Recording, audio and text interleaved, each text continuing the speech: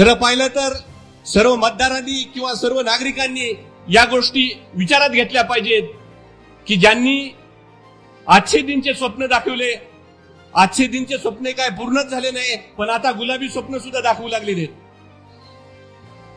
मित्रांनो, एक कविता आहे. त्या कवितेमध्ये कवी असं म्हणतो की भंगलेल्या मूर्तीतून तू देव का शोधिसी,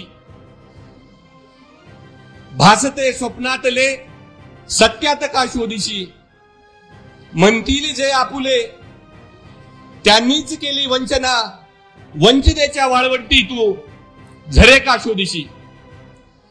म्हणून हे आता यांना उपरती यायला लागली की जे आपल्याला साहेबांना फसवून गेले, साहेबांशी लबडही करून गेलेले आहेत, यांना आता पश्चाताप व्यक्त करायला लागलेत. मित्रांनो, हे सगळं त्यांचं म्हणणं आणि बोलणं सगळं लबाडीचं आहे.